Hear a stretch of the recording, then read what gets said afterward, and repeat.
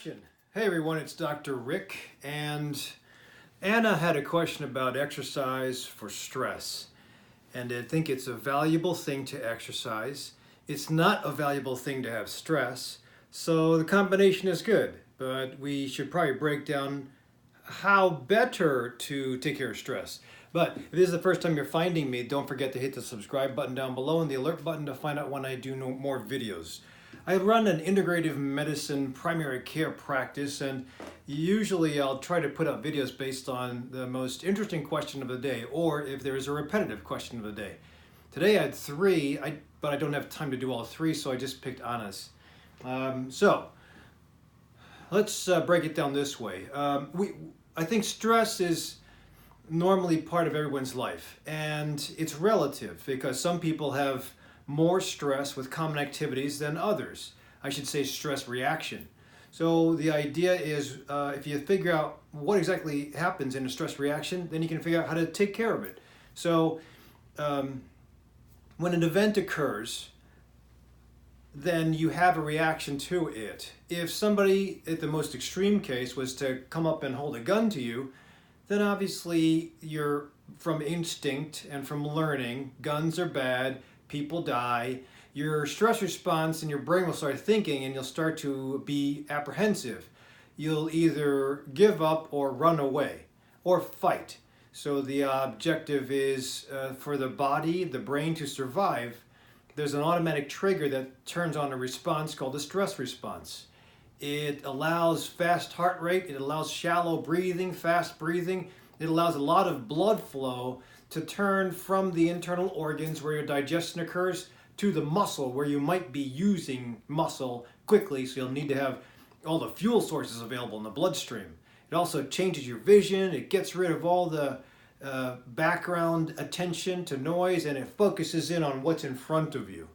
So that's a stress response. It's very useful, and it's usually driven by adrenals, which secrete. The adrenal glands are the two glands in the back or on top of the kidney, and they secrete within milliseconds testosterone, testosterone, adrenalin, norepinephrine, and all those hormones work to drive up and get you ready for fight. It also is actually very numbing because the theory is in case you get cut, you will have less attention paid to that cut, that damaged part, and still be able to protect yourself or run away.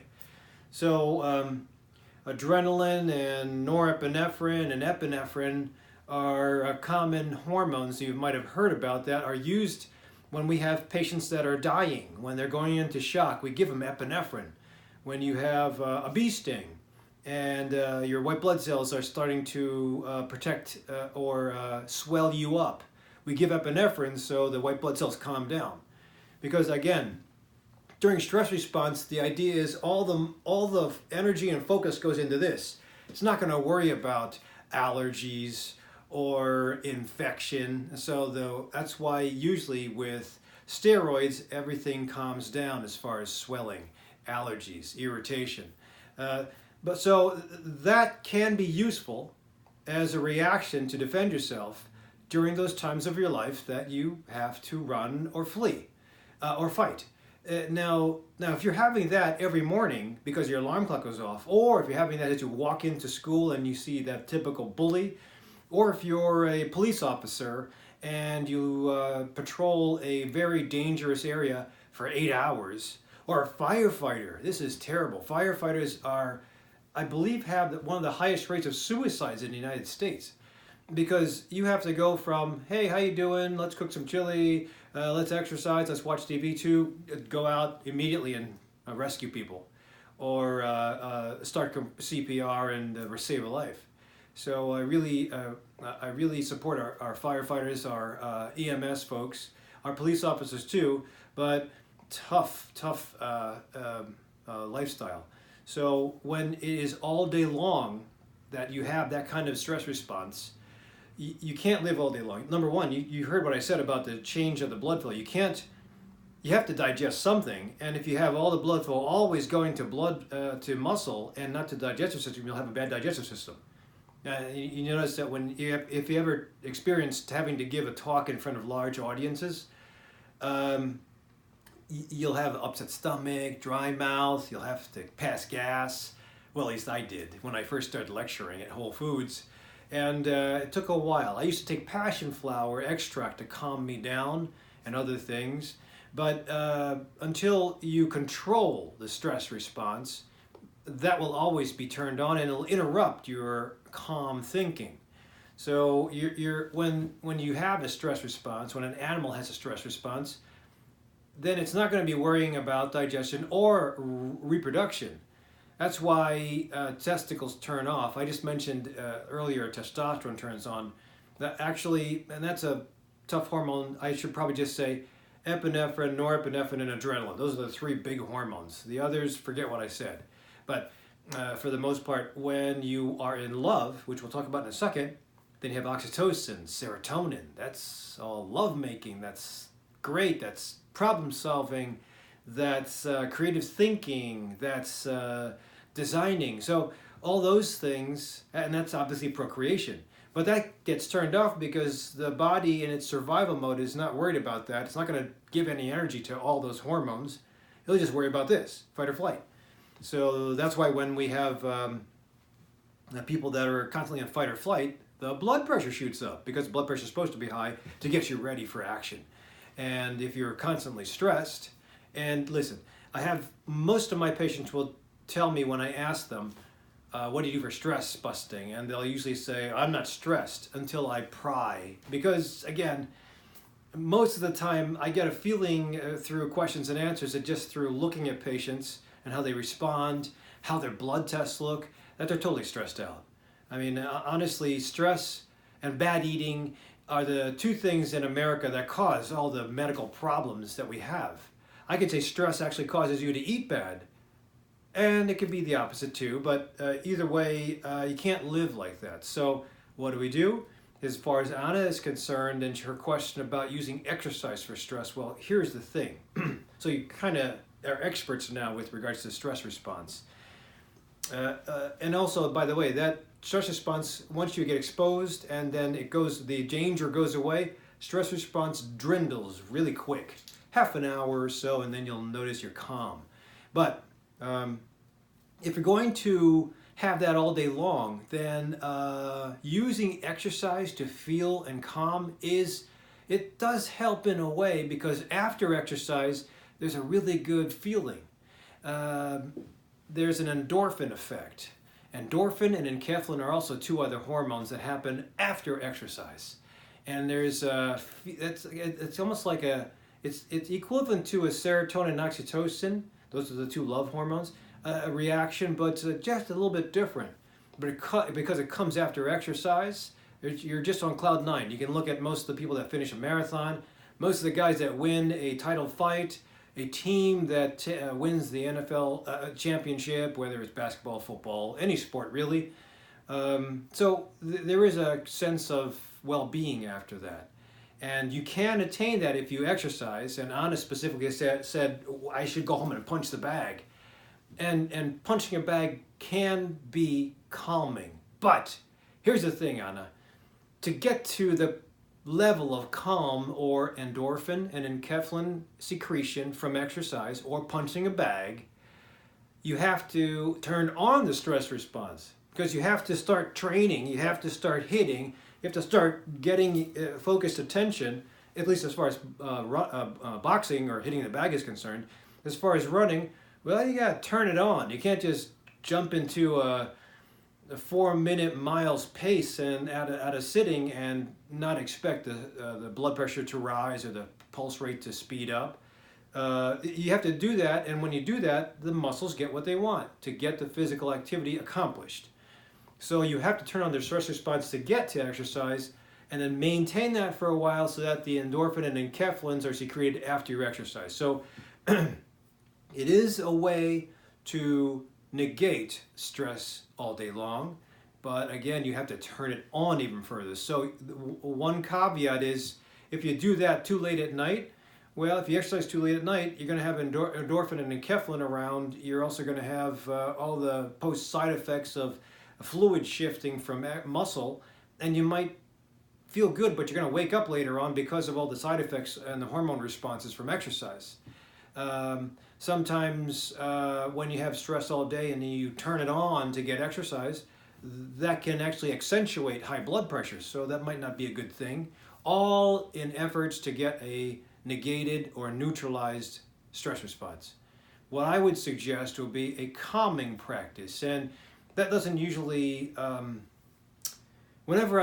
it's a tough sell when I tell people to develop a mindful practice. Usually it's, I can't sit still, or I'm too impatient, or I don't know what to do, or I tried yoga, and I think the problem with yoga is you do feel calm after yoga, and there isn't much of a stress response you have to turn on to practice yoga. It's very slow, it's methodical, you do a lot of breath work, but you are holding isometric poses for a while you do the breath, and then you go on to the next pose, go into the next pose. So to get to the shavasana or the calming practice at the end, you do have to do a little bit of exertion, but the problem is it depends on what's available as far as yoga in your area. So you don't usually have yoga classes at night, and they're not every night. Stress response is all day long. So if you're going to try to negate that, you have to have a relaxation response.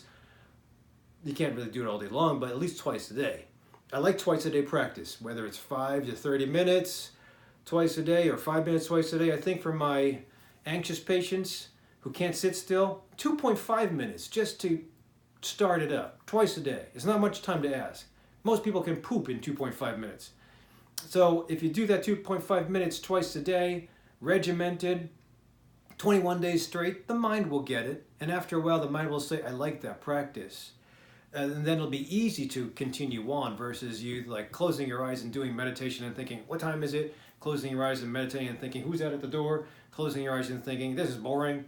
So it takes a coach too. So if you're going to use an app, it might not be good enough.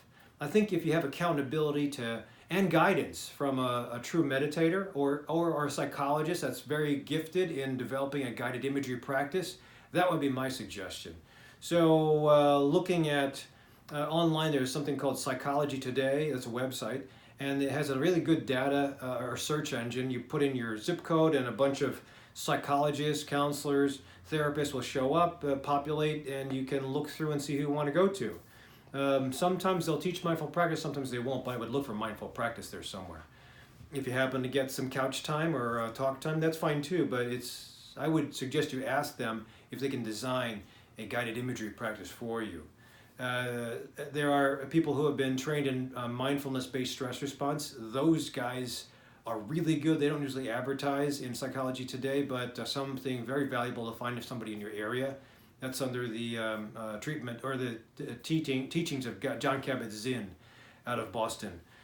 So if you can find a coach and be accountable to that coach, great. You'll just speed up your success. If you can't, I guess you can try watching my video, 478 breath exercise, and at least doing it twice a day, 5 to 15 minutes for 21 days straight, and then continuing on. I love Deepak and Oprah's 21-day meditation challenge. So you can find them online too and buy their CDs.